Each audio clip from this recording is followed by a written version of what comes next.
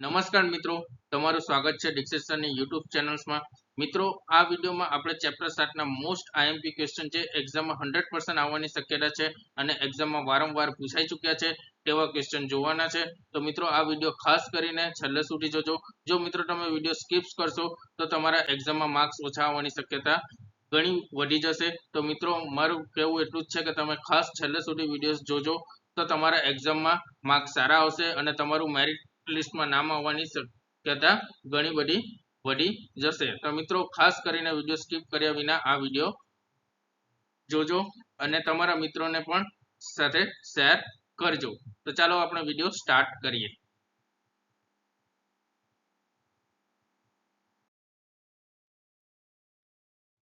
તો મિત્રો, આપણે ફર્સ્ટ ક્વેશ્ચન જોઈએ છે. અહીંયા આપણે કલમ 39 મુજબ જો કોઈ ફૂડ સેફ્ટી ઓફિસર ઉશ્કેરણીજનક રીતે અને વાજબી આધાર વિના ખોરાક જપ્ત કરે છે તો તેને કેટલા દંડની સજા થઈ શકે છે?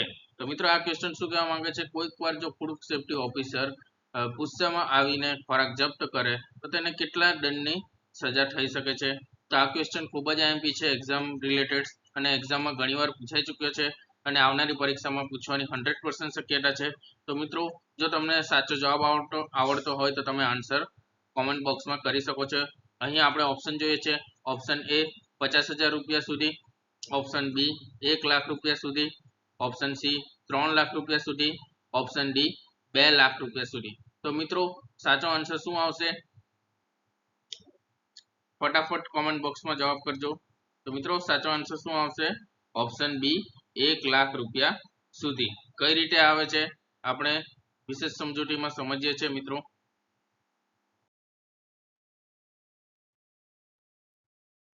તો કલમ 39 સ્પષ્ટપણે જણાવે છે કે જો કોઈ ફૂડ સેફ્ટી ઓફિસર ઉશ્કેરણીજનક રીતે અને વાજબી આધાર વિના ખોરાક જપ્ત કરે છે અથવા તેની ફરજના અમલ દરમિયાન અન્ય કોઈ નુકસાનકારક કૃત્ય કરે છે તો તે અધિનિયમ હેઠળના ગુના માટે દોષિત ઠરશે અને 1 લાખ રૂપિયા સુધીના દંડ માટે જવાબદાર રહેશે. આ જોગવાઈ ફૂડ સેફ્ટી ઓફિસરની સત્તાના દુરુપયોગ સામે રક્ષણ આપે છે અને જવાબદારી નક્કી કરે છે. તો મિત્રો, નેક્સ્ટ ક્વેશ્ચન આપણે જોઈએ છે. કલમ 39 ના પ્રોવિઝો મુજબ જો ફૂડ સેફ્ટી ઓફિસર સામે કોઈ ખોટી ફરિયાદ કરવામાં આવે અને તે સાબિત થાય તો તે ફરિયાદીને કેટલા દંડની સજા થઈ શકે છે? તો મિત્રો, આ ક્વેશ્ચન પણ ખૂબ જ આઈએમપી છે. તો ફર્સ્ટ ક્વેશ્ચન અને સેકન્ડ ક્વેશ્ચનમાં કન્ફ્યુઝ નહીં થતા. એક્ઝામમાં આ ક્વેશ્ચન પણ એક્ઝામમાં ઘણીવાર પૂછાઈ ચૂક્યો છે મિત્રો. તો અહીં આ ક્વેશ્ચન શું કહેવા માંગે છે? જો કોઈ વ્યક્તિ ફૂડ સેફ્ટી ઓફિસર માટે ફરિયાદ કરે અને જો એ ફરિયાદ ખોટી પડે તો તેને કેટલા રૂપિયાની દંડની સજા થઈ શકે છે? તો મિત્રો, તમને સાચો જવાબ આવડતો હોય તો કોમેન્ટ બોક્સમાં જવાબ આપો. અહીં હવે આપણે ઓપ્શન જોઈએ છે. ઓપ્શન એ 50,000 રૂપિયાથી 1 લાખ રૂપિયા સુધી, ઓપ્શન બી 1 લાખ રૂપિયાથી 2 લાખ રૂપિયા સુધી, ઓપ્શન સી માત્ર 50,000 રૂપિયા, ઓપ્શન ડી 3 લાખ રૂપિયા સુધી. તો મિત્રો, રાઈટ આન્સર શું આવશે? ઓપ્શન એ 50,000 રૂપિયાથી 1 લાખ રૂપિયા સુધી. કઈ રીતે આવે છે આપણે વિશેષ સમજૂતીમાં મિત્રો જોઈએ છે.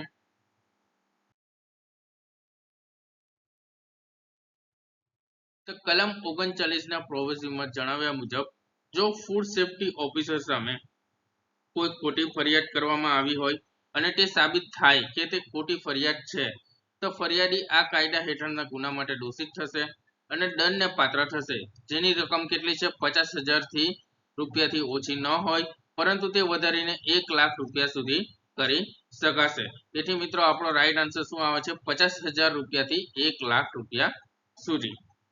નેક્સ્ટ ક્વેશ્ચન આપણે જોઈએ છે મિત્રો.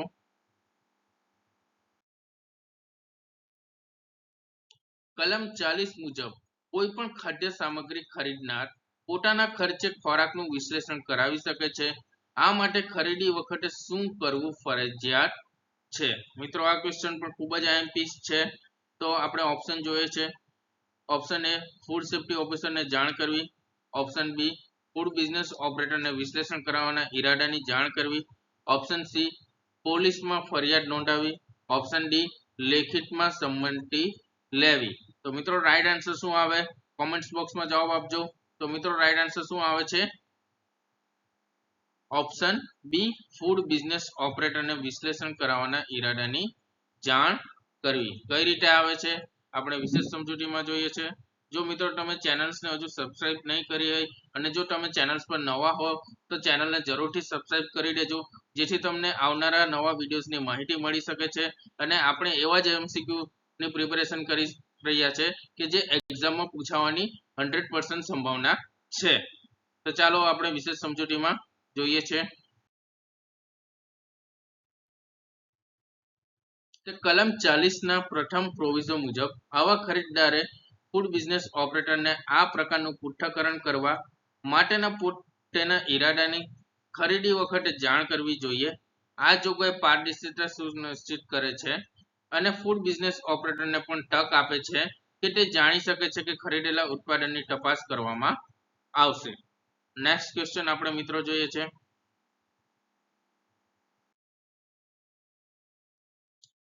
કલમ 40 મુજબ જો ખરીદનાર દ્વારા કરાવેલા વિશ્લેષણના રિપોર્ટમાં ખાદ્ય સામગ્રી ધોરણોનું પાલન ન કરતી હોવાનું જણાય તો ખરીદનાર શું મેળવવા માટે હકદાર છે? ઓપ્શન એ, ખોરાકની બમણી કિંમત. ઓપ્શન બી, વિશ્લેષણની ફીનું refund. Option C, food business operator સામે કાર્યવાહી કરવાનો અધિકાર. ઓપ્શન ડી, સરકાર તરફથી વળતર. તો મિત્રો આ ક્વેશ્ચન એક્ઝામની દ્રષ્ટિએ ખૂબ જ IMPs છે અને 100% આવવાની એક્ઝામમાં શક્યતા છે. તો મિત્રો રાઈટ આન્સર શું આવશે? ઓપ્શન બી, વિશ્લેષણની ફીનું રિફંડ. કઈ રીતે આવે છે આપણે વિશેષ સમજૂતીમાં જોઈએ છે મિત્રો.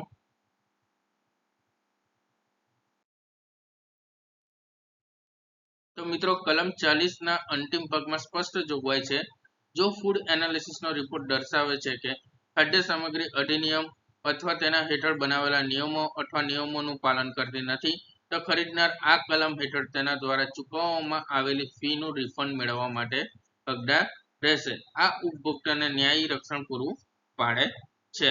નેક્સ્ટ ક્વેશ્ચન મિત્રો આપણે જોઈએ છે કલમ 41 મુજબ ફૂડ સેફ્ટી ઓફિસરને કઈ પરિસ્થિતિમાં કોઈ પણ જગ્યાએ તપાસ કરવાની અને ખોરાક જપ્ત કરવાની સત્તા છે? મિત્રો આ ક્વેશ્ચન પણ ખૂબ જ IMPs છે. તો અહીંયા આપણે ઓપ્શન જોઈએ. જો તમને સાચો જવાબ આવડતો હોય તો તમે કોમેન્ટ બોક્સમાં જવાબ આપી શકો છો મિત્રો. તો અહીં ઓપ્શન એ છે માત્ર નિયુક્ત અધિકારીની મંજૂરી મળ્યા બાદ. ઓપ્શન બી, જો તેમને ખાદ્ય પદાર્થો સંબંધિત કોઈ પણ ગુનામાં સામેલ હોવા અંગે વાજબી શંકા હોય. ઓપ્શન સી, માત્ર લાયસન્સ વિનાના વ્યવસાયના કિસ્સામાં. ઓપ્શન ડી, કોઈ પણ સમયે બિનશરતી. તો મિત્રો રાઈટ આન્સર શું આવશે? ઓપ્શન બી, જો તેમને ખાદ્ય પદાર્થો સંબંધિત કોઈ પણ ગુનામાં સામેલ હોવે અંગે વાજબી શંકા હોય. ધેટ મીન્સ ફૂડ સેફ્ટી ઓફિસરને કોઈ પણ જગ્યાએ એવું શંકા લાગે કે આ અધિનિયમનું પાલન કરતો નથી તો તે ત્યાં જગ્યાએ તપાસ કરી શકે છે. કઈ રીતે આવે છે આપણે વિશેષ સમજૂતીમાં જોઈએ છે મિત્રો. કઈ કલમ હેઠળ? તો મિત્રો કલમ 41 મુજબ ખાદ્ય સુરક્ષા અધિકારી કોઈ પણ જગ્યાએ તપાસ કરી શકે છે. ખોરાક અથવા ભેળસેળની કોઈ પણ વસ્તુ જપ્ત કરી શકે છે જો તેમને સંબંધિત કોઈ પણ ગુનામાં સામેલ હોવા અંગે વાજબી શંકા હોય તો આ વાજબી શંકાના આધારે કાર્યવાહી કરવાની સત્તા ફૂડ સેફ્ટી ઓફિસરને આપે છે. ત્યારબાદ તેણે લેખિતમાં નિયુક્ત અધિકારીને કાર્યવાહીની જાણ કરવી ફરજિયાત છે. નેક્સ્ટ ક્વેશ્ચન મિત્રો આપણે જોઈએ છે જો મિત્રો હજુ તમે ચેનલને સબસ્ક્રાઇબ ન કરી હોય તો ચેનલને જરૂરથી સબસ્ક્રાઇબ કરી દેજો.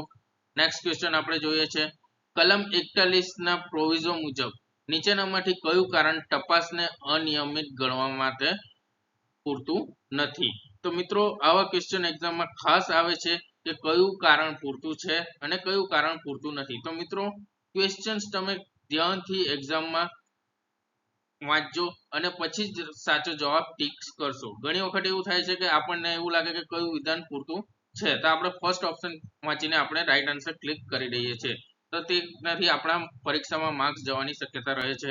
તો મિત્રો અહીં આપણે ઓપ્શન્સ જોઈએ છે. ઓપ્શન એ, તપાસ માટેના સાક્ષીઓ તે વિસ્તારના રહેવાસી નથી. ઓપ્શન બી, તપાસ યોગ્ય રીતે હાથ ધરવામાં આવી નથી. ઓપ્શન સી, તપાસ માટે પૂર્વ મંજૂરી લેવામાં આવી નથી. ઓપ્શન ડી, તપાસ દરમિયાન સાક્ષીઓ હાજર ન હતા. તો મિત્રો આમાં કયું કારણ તમને અયોગ્ય લાગે છે કોમેન્ટ બોક્સમાં જવાબ આપજો. તો મિત્રો આમાં રાઈટ આન્સર શું આવશે? ઓપ્શન એ તપાસ માટેના સાક્ષીઓ તે વિસ્તારના રહેવાસી નથી. તો આ કારણ ખોટું લાગે છે. નેક્સ્ટ આપણે વિશેષ સમજૂતીમાં જોઈએ છે મિત્રો, કલમ 41 ના પ્રોવિઝોમાં સ્પષ્ટપણે જણાવ્યા મુજબ પરંતુ માત્ર એ હકીકતને કારણે કોઈ પણ તપાસને અનિયમિત ગણવામાં આવશે નહીં કે તપાસ માટેના સાક્ષીઓ તે વિસ્તારના રહેવાસી નથી કે જ્યાં તપાસ કરવામાં આવી છે. આનો અર્થ એ થયો છે કે સાક્ષીઓ સ્થાનિક હોવા જરૂરી નથી. તપાસની માન્યતા માટે આ એકમાત્ર કારણ પૂરતું નથી. નેક્સ્ટ ક્વેશ્ચન મિત્રો આપણે જોઈએ છે,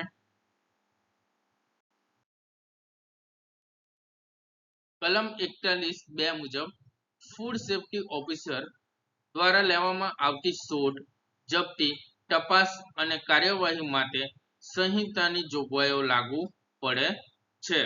કઈ સંહિતાની જોગવાઈઓ લાગુ પડે છે? તો મિત્રો તમને સાચો જવાબ આવડતો હોય તો કોમેન્ટ બોક્સમાં જવાબ આપજો. હવે આપણે ઓપ્શન્સ જોઈએ છે.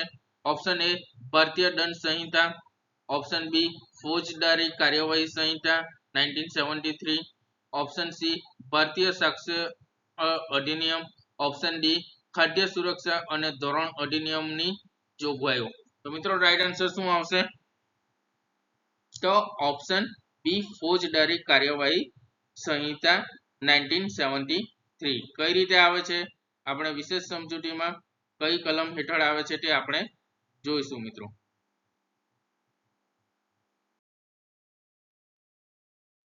તો મિત્રો કલમ 41(2) મુજબ ફોજદારી કાર્યવાહી સંહિતા 1973 ની જોગવાઈઓ શોધ, જપ્તી, સમન્સ, તપાસ અને કાર્યવાહીને લગતી જ્યાં સુધી હોઈ શકે તમામ કાર્યવાહીઓને લાગુ પડશે.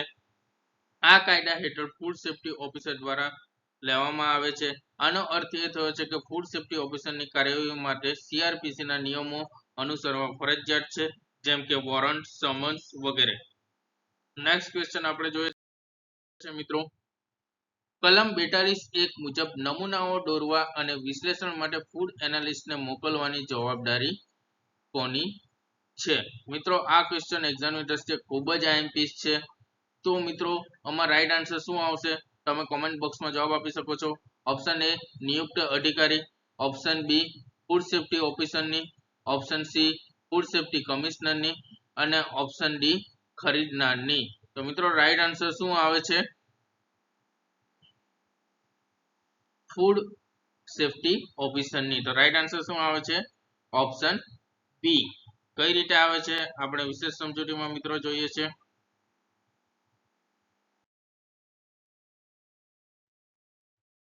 કલમ 42 માં સ્પષ્ટ જોગવાઈ છે, ફૂડ સેફ્ટી ઓફિસર ખાદ્ય વ્યવસાયનું નિરીક્ષણ કરવા, નમૂનાઓ દોરવા અને વિશ્લેષણ માટે ફૂડ એનાલિસ્ટને મોકલવા માટે જવાબદાર રહેશે. આ ફૂડ સેફ્ટી ઓફિસરની મુખ્ય ફરજ છે તેણે ફૂડ બિઝનેસનું નિરીક્ષણ કરવું, શંકાસ્પદ ખોરાકના નમૂનાઓ લેવા અને તેને તપાસ માટે પ્રયોગશાળામાં મોકલવા ફરજિયાત છે. તો મિત્રો ફૂડ સેફ્ટી ઓફિસરની મુખ્ય જવાબદારીઓ કઈ કઈ છે? તો તેણે એક તો ફૂડ બિઝનેસનું નિરીક્ષણ કરવાનું, ઓલ્સો શંકાસ્પદ ખોરાકના નમૂના લેવા અને તેને તપાસ માટે પ્રયોગશાળામાં મોકલવા ફરજિયાત છે. નેક્સ્ટ ક્વેશ્ચન આપણે જોઈએ છે મિત્રો,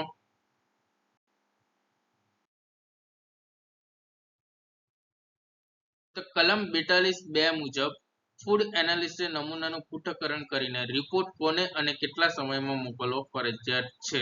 મિત્રો આ ક્વેશ્ચન મને એવું લાગે કે એક્ઝામમાં ખાસ કરીને આવશે અને આ ક્વેશ્ચન એક્ઝામમાં ઘણીવાર પૂછાઈ ચૂક્યો છે. તો મિત્રો અહીં આપણે ઓપ્શન જોઈએ. જો તમને સાચો જવાબ આવે તો ફટાફટ કોમેન્ટ બોક્સમાં જવાબ આપી દેજો.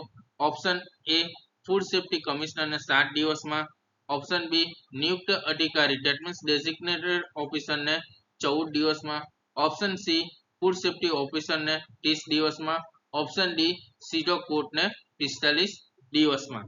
તો મિત્રો રાઈટ આન્સર શું આવશે? ઓપ્શન બી નિયુક્ત અધિકારી ધેટ મીન્સ ડેઝિગ્નેટેડ ઓફિસરને કેટલા દિવસમાં આપવાનો હોય છે? 14 દિવસમાં. કઈ રીતે આવે છે આપણે વિશેષ સમજૂતીમાં મિત્રો જોઈએ છે. તો કલમ 42(2) મુજબ ખાદ્ય વિશ્લેષકે ફૂડ સેફ્ટી ઓફિસર પાસેથી સેમ્પલ મેળવ્યા પછી નમૂનાનું પૃથ્થકરણ કરવું પડશે અને 14 દિવસની અંદર નમૂના અને પૃથ્થકરણની પદ્ધતિનો ઉલ્લેખ કરતો પૃથ્થકરણ અહેવાલ ડેઝિગ્નેટેડ ઓફિસરને ફૂડ સેફ્ટી કમિશનરને નકલ સાથે મોકલવાનો રહેશે. આ 14 દિવસની સમયમર્યાદા કાયદાકીય પ્રક્રિયાને ઝડપી બનાવવા માટે અત્યંત મહત્વપૂર્ણ છે. નેક્સ્ટ ક્વેશ્ચન આપણે જોઈએ છે. તો મિત્રો આપણે નેક્સ્ટ ક્વેશ્ચન જોઈએ છે. તો નેક્સ્ટ ક્વેશ્ચન કલમ 42(3) અને 4 મુજબ ખાદ્ય વિશ્લેષકના અહેવાલની ચકાસણી કર્યા બાદ જો ઉલ્લંઘન કેદની સજાને પાત્ર હોય તો નિયુક્ત અધિકારીએ ભલામણ કોને અને કેટલા સમયમાં મોકલવી. આ ક્વેશ્ચન પણ ફૂડ સેફ્ટી ઓફિસરની એક્ઝામ માટે ખૂબ જ આઈએમપી છે.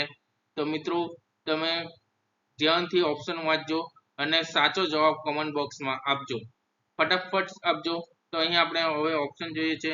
ઓપ્શન એ ફૂડ સેફ્ટી ઓફિસરને 7 દિવસમાં, ફૂડ સેફ્ટી કમિશનરને 14 દિવસમાં, ઓપ્શન સી સીધો કોર્ટને 30 દિવસમાં, ઓપ્શન ડી પોલીસને 7 દિવસમાં. તો મિત્રો રાઈટ આન્સર શું આવશે? ફૂડ સેફ્ટી કમિશનરને 14 દિવસમાં.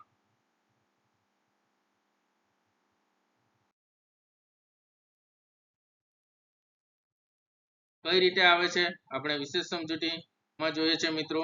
તો કલમ 42(3) મુજબ નિયુક્ત અધિકારી એ નક્કી કરશે કે ઉલ્લંઘન કેદની સજાને પાત્ર છે કે દંડની. જો તે કેદની સજાને પાત્ર હોય તો તેઓ 14 દિવસની અંદર તેમની ભલામણો ખાદ્ય સુરક્ષા કમિશનરને કાર્યવાહી મંજૂરી આપવા માટે મોકલશે અને ત્યારબાદ કમિશનર કલમ 42(4) મુજબ યોગ્ય અદાલતમાં કેસ ચલાવવાનો નિર્ણય લે છે. નેક્સ્ટ ક્વેશ્ચન આપણે જોઈએ છે મિત્રો. તો મિત્રો આ ક્વેશ્ચન પણ એક્ઝામ માટે ખૂબ જ આઈએમપી છે. તો આપણે ક્વેશ્ચન જોઈ લઈએ છીએ. કલમ 42(4) મુજબ ફૂડ સેફ્ટી કમિશનર નીચેનામાંથી કયા પ્રકારના ગુનાના કેસ વિશેષ અદાલતમાં ચલાવવાનો નિર્ણય લઈ શકે છે? તો મિત્રો આ ક્વેશ્ચન પણ એક્ઝામમાં ઘણીવાર પૂછાઈ ચૂક્યો છે. અહીં આપણે ઓપ્શન જોઈએ છે. જો તમને સાચો જવાબ આવડતો હોય તો તમે કોમેન્ટ બોક્સમાં જવાબ આપી શકો છો. ઓપ્શન એ માત્ર દંડને પાત્ર ગુના, ઓપ્શન બી 3 વર્ષથી વધુ કેદની સજાને પાત્ર ગુના, ઓપ્શન સી 3 વર્ષ સુધી કેદની સજાને પાત્ર ગુના, ઓપ્શન ડી તમામ પ્રકારના ગુના. તો મિત્રો રાઈટ આન્સર શું આવે છે?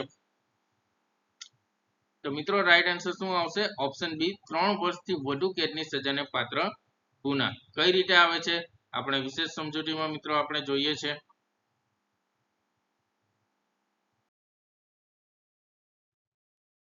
તો મિત્રો કલમ 42(4) મુજબ કમિશનર ગુનાની ગંભીરતા મુજબ નિર્ણય લેશે. એ 3 વર્ષ સુધીની કેદની સજાને પાત્ર ગુના માટે સામાન્ય અધિકાર ક્ષેત્રની અદાલત, બી 3 વર્ષથી વધુ કેદની સજાને પાત્ર ગુના માટે વિશેષ અદાલત જો સ્થાપિત હોય તો, અન્યથા સામાન્ય અદાલત. આમ વધુ ગંભીર ગુનાઓ માટે વિશેષ અદાલતમાં ઝડપી સુનાવણીની જોગવાઈ છે. તો મિત્રો રાઈટ આન્સર શું આવશે? 3 વર્ષથી વધુ કેદની સજાને પાત્ર ગુના. તો મિત્રો આ સાથે આપણે તમામ મોસ્ટ આઈએમપી ક્વેશ્ચન્સ અને એક્ઝામમાં વારંવાર પૂછાય તેવા ક્વેશ્ચન્સ આપણે અહીં જોઈ ચૂક્યા છે. તો ટોટલ આપણે 11 MCQs જોયા છે. તો મિત્રો તમે તમારો સ્કોર કોમેન્ટ બોક્સમાં જવાબ આપજો અને તો મને પણ ખબર પડશે કે તમારી તૈયારી કઈ રીતે ચાલી રહી છે એક્ઝામની પ્રિપેરેશન્સ માટે. અને જો તમને આવા જ વિડીયો જોઈતા હોય તો તમે ચેનલ્સને જરૂર સબસ્ક્રાઇબ કરજો. હજુ જો તમે અને તમારા મિત્રો સાથે શેર કરજો જેથી તેમને પણ એક્ઝામ ક્રેક કરવામાં ઘણી બધી હેલ્પ થઈ શકે છે. તો મિત્રો ખાસ કરીને આ જો તમને વિડીયો ગમ્યો હોય તો તમે આ વિડીયોને જરૂર લાઈક્સ કરજો અને તમારા મિત્રો જોડે શેર કરજો. થેન્ક યુ, ધન્યવાદ. આપણે નેક્સ્ટ વિડીયોમાં મળીશું.